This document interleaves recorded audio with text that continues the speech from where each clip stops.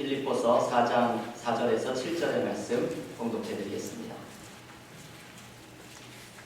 주 안에서 항상 기뻐하라. 내가 다시 말하노니 기뻐하라. 너희 관용을 모든 사람에게 알게 하라. 주께서 가까우시니라. 아무것도 염려하지 말고 다만 모든 일에 기도와 간구로 너희 구할 것을 감사함으로 하나님께 아뢰라. 그리하면 모든 지각에 뛰어난 대간절 넷째 주일을 맞이하여서 오늘은 기쁨에 대해서 함께 묵상합니다. 오늘 본문에서 바울은 단순한 메시지를 우리에게 전해줍니다. 기뻐하라 라는 말씀입니다. 바울이 외치는 기뻐하라 라는 이 선언의 말씀은 우리에게는 때로 공허하게 들릴 때가 있습니다. 왜냐하면 우리의 삶에는 그렇게 기뻐할 만한 일이 많지 않은데 이 기뻐하라라는 선언을 어떻게 받아들여야 할지 때로는 당혹스럽게 느껴지기도 하기 때문입니다. 한 책에서 제가 우스갯소리를 하나 읽었습니다. 어떤 며느리가 시어머니에게 물었습니다. 어머님, 요즘 아버님과 사이는 좋으세요? 그랬더니 시어머니가 며느리에게 웃으면서 말합니다. 대체로 그럭저럭 잘 지낸단다. 사소한 문제가 있긴 하지만 나는 그때마다 속상한 걸 잊으려고 노래를 부르면서 지내고 있지. 너도 속상할 때가 있으면 노래를 부르렴. 그러면 기분이 좋아진단다. 이 말을 듣고서 며느리는 안방으로 들어가서는 이번에는 아버지에게, 시아버지에게 물었습니다. 아버님, 어머니와는 잘 지내세요? 시아버지는 흡족한 듯 미소를 지으며 말했습니다. 그럼 물론이지. 너희 어머니는 얼마나 행복해하는지 몰라. 요즘 늘 노래를 부르며 지낸단다. 참 우스갯소리이죠. 시아버지는 부인이 부르는 노래가 행복해서 부르는 노래라고 착각을 하고 있는 것입니다. 여러분, 우리에게는 억지로 부르는 노래가 있습니다.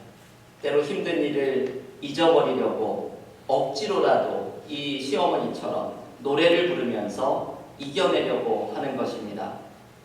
그런데 우리는 어떻게 진짜 기쁨의 노래를 부를 수가 있을까요? 어려움을 이기려고 억지로 부르는 노래가 아니라 기쁨에 가득 차서 콧노래를 부르는 이 기쁨의 노래를 어떻게 부를 수가 있을까요? 오늘 사도 바울이 빌립보서에서 그 방법을 가르쳐 줍니다. 아마도 빌립보서를 쓰고 있는 바울은 이 노래를, 기쁨의 노래를 부를 수 있는 상황이 아니었던 사람입니다. 왜냐하면 바울은 감옥에 갇혀서 이 빌립보서를 쓰고 있기 때문입니다. 빌립보서 1장 13절과 14절을 보면 바울은 자신이 매여 있는 상태를 소개합니다. 감옥에 갇혀 있는 상태라는 것이죠. 그리고 빌립보서 1장 23절에 보면 차라리 세상을 떠나서 그리스도와 함께 있는 것이 좋다고 말합니다. 죽는 것이 차라리 낫겠다는 뜻입니다. 그 갇혀있는 상태가 얼마나 힘들고 어려운 것이었는지를 짐작하게 하는 말씀입니다. 바울은 삶의 깊은 어려움 속에 처한 상황에서 빌립보 교인들을 향해서 그 감옥 속에서 이 빌립보서라는 편지를 쓰고 있습니다. 그런데 여러분, 놀랍게도 바울은 이렇게 최악의 상황 속에 있었는데 그가 썼던 편지 중에서 가장 밝은 편지가 나옵니다. 이 빌립보서의 주제는 기쁨입니다. 차라리 죽는 것이 낫겠다고 생각할 정도의 어려운 생활 속에서 바울은 기쁨에 대해서 이야기합니다. 자신이 감옥에서도 기뻐할 수 있는 이유, 모든 삶의 상황을 넘어서서 만족과 기쁨을 경험할 수 있는 방법을 빌립보에 있는 교인들에게 전해주고 싶어합니다. 바울이 전해주는 기쁨을 경험할 수 있는 방법은 두 가지입니다. 첫째, 주님 안에서 기뻐하는 것입니다. 오늘 본문 빌립보서 4장 4절에서 바울은 이렇게 말씀합니다. 여러분, 이 말씀 주보 앞에도 있는 요절의 말씀입니다. 빌립보서 4장 4절 한 목소리로 읽겠습니다. 주 안에서 항상 기뻐하라. 내가 다시 말하노니 기뻐하라. 아멘. 여러분, 이 구절을 한번 깊이 묵상을 해보십시오. 우리는 주 안에서 기뻐해야 합니다. 이것이 바울의 기쁨의 방법입니다. 그가 옥에 갇혀 있는 상태에서도 기뻐할 수 있었던 것은 주 안에서 기뻐했기 때문입니다. 우리는 주님 안에 있지 않기 때문에 이 기쁨을 누리지 못하는 것입니다.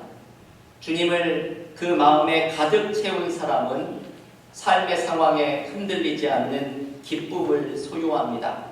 바울이 강조하는 것은 바로 이 단어이지요. 주 안에서 기뻐하는 것을 강조합니다. 안정된 직장 때문에 기뻐하는 것이 아니라, 물질의 축복으로 기뻐하는 것이 아니라, 건강하기에 기뻐하는 것이 아니라, 주 안에서 기뻐할 때 우리는 삶의 상황에 흔들리지 않는 근본적인 기쁨을 경험할 수 있습니다. 어제 새벽 기도에서 잠언 24장의 말씀을 묵상하면서 저에게 아주 큰 은혜를 준 말씀이 있습니다. 잠언 24장 10절에 이런 말씀이 나오죠. 내가 만일 환난 날에 낙담하면 내 힘이 미약함을 보임이니라. 저는 이 말씀이 너무나 은혜가 되었습니다. 이 말씀은 환난 날에 낙담을 하면 그것이 나의 힘의 미약함을, 연약함을 보여주는 꼴이라고 말을 합니다. 여러분, 이 말씀이 전하는 의미는 이것이죠. 환난 날이 우리를 약하게 만드는 것이 아니라 그 환난 날에 낙담하는 것이 우리를 나약하게 만드는 것이라고 말합니다. 우리는 흔히 우리의 삶의 어려움이 문제이고 내가 당하는 환난이 나의 약점이라고 말합니다. 그런데 잠언 24장 10절은 이것을 뒤집어서 이야기합니다. 어려운 상황이 약점이 아니라 낙담하는 것이 나의 약점이라는 것입니다. 문제가 나의 약점이 아니라 그 문제 때문에 낙심하는 것이 나의 약점이고 문제라는 것입니다. 왜 그렇습니까? 그 이유는 우리의 삶의 모든 문제 속에서 주님이 우리를 도와주고 계시기 때문입니다. 주님이 우리의 삶에 함께 하시면서 도와주시기 때문에 우리는 어려움 속에서도 낙담하지 않게 되는 것입니다. 오히려 낙담하는 것이, 낙심하는 것이 주님의 도우심을 잊어버리는 우리의 약점이고 믿음 없는 모습입니다. 일제강점기에 3.1운동에 참여했다가 감옥살이를 치렀던 분 중에 신석구 목사라는 분이 있습니다. 이분은 33인의 민족 대표 중에서 3.1운동에 가장 늦게 참여했던 분인데, 이분이 이 3.1운동에 참여를 해야 하는지 기도를 하는 중에 하나님께서 기도에 응답을 주시기를 민족의 아픔을 외면하는 것이 그것이 되다, 하나님의 음성을 듣고서 3.1운동에 함께 참여합니다. 3.1운동에 참여하여서 감옥에 갇히게 되었던 신석구 목사는 나중에 이 감옥에서 나온 후에 자신의 감옥 생활을 돌아보면서 이렇게 회고합니다. 감옥에 있었던 것이 나에게는 천당같이 아름다우며 자나깨나 주님께서 늘 내 우편에 계심을 든든히 믿으며 말할 수 없는 기쁨에 잠겨 지냈습니다. 나는 40여년 신앙생활 중에 그때 5개월의 독방 생활할 때와 같이 기쁨의 생활을 한 때가 없었습니다. 여러분, 이것이 놀라운 고백이지요.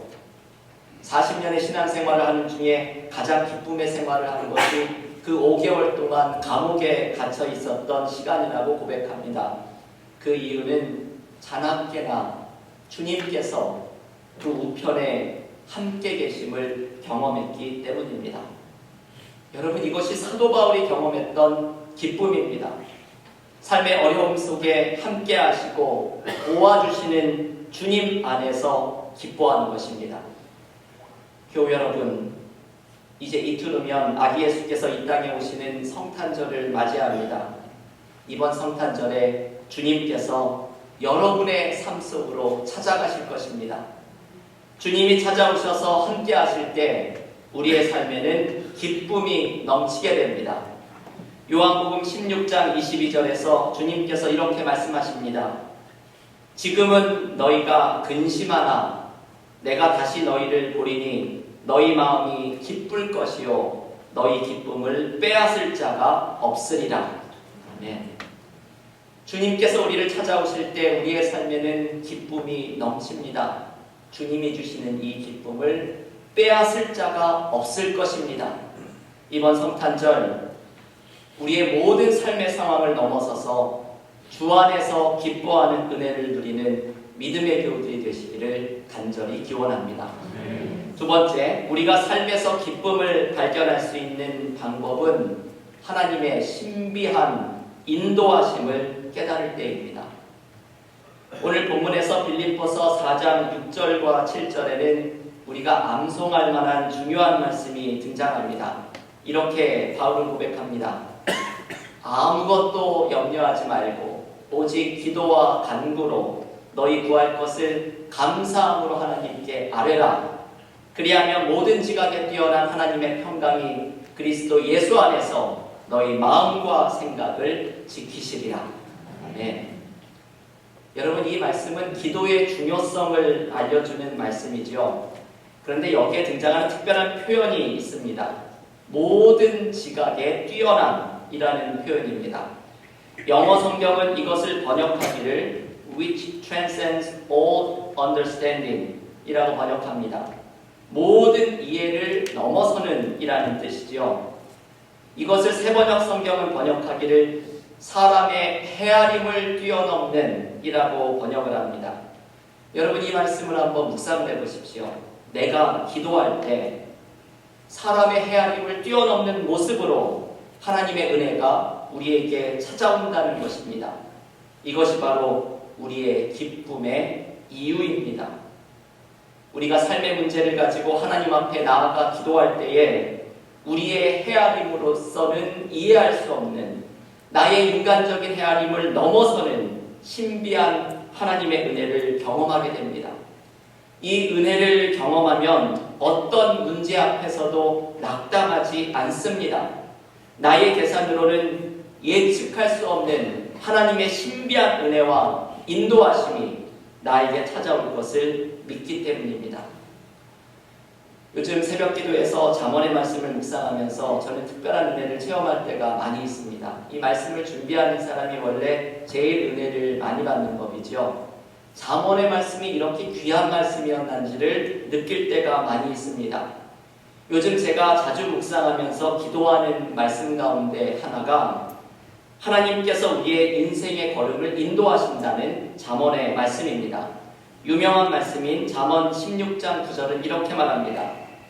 사람이 마음으로 자기의 길을 계획할지라도 그의 걸음을 인도하시는 이는 여호와시니라. 아멘. 여러분, 이 말씀은 삶을 향한 근본적인 지혜를 알려주는 말씀입니다. 내가 나의 길을 계획할지라도 그 걸음을 인도하시는 분은 하나님이십니다. 이것은 하나님의 주도권에 대한 말씀입니다. 우리는 하나님의 주도권을 인정해야만 참다운 행복을 찾을 수 있습니다. 나의 좁은 생각과 어리석은 계획이 내 삶에 이루어지는 것이 아니라 나의 발걸음을 인도해 가시는 하나님의 계획이 이루어지는 것이 우리에게는 축복입니다. 하나님의 계획은 인간의 모든 헤아림을 넘어서는 모습으로 우리에게 나타납니다. 이것이 바로 하나님의 섭리입니다. 우리는 하나님의 섭리 앞에 그저 무릎 꿇고 믿음으로 하나님께 맡기며 나아가야 합니다.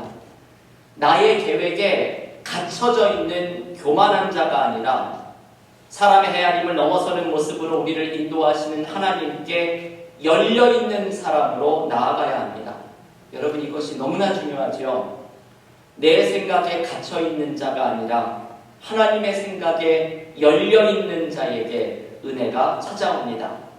그때 우리의 삶에는 하나님의 신비한 인도하심이 나타나고 모든 지각에 뛰어난 하나님의 평강과 기쁨이 우리의 마음을 다스리게 될 것입니다. 여러분, 삶에서 지치고 힘들 때가 얼마나 많습니까? 때로는 무기력하고 절망감을 느낄 때가 얼마나 많이 있습니까? 그때는 사람의 헤아림을 넘어서는 모습으로 찾아오시는 하나님의 은혜를 기대해야 합니다. 내 삶의 걸음을 인도하시는 하나님을 기억하면서 나의 고집과 계획을 좀 내려놓아야 합니다. 회개하며 기도하며 하나님 앞에 무릎 꿇어야 합니다. 그때 하나님의 다스리심이 우리의 삶을 이끌어가기 시작합니다. 사랑하는 교회 여러분, 오늘 하나님께서 우리에게 주시는 말씀을 기억하십시오. 기쁨을 찾을 수 없는 삶의 자리에 있는 교우들, 진정한 기쁨의 노래를 부르는 방법은 두 가지입니다. 주님 안에서 기뻐하십시오. 사람의 헤아림을 넘어서는 모습으로 찾아오시는 하나님의 인도하심을 겸손하게 기대하십시오. 우리의 삶 속에 주님 안에서 부르는 기쁨의 노래가 가득한 성탄절이 되시기를 주님의 이름으로 간절히 축원합니다.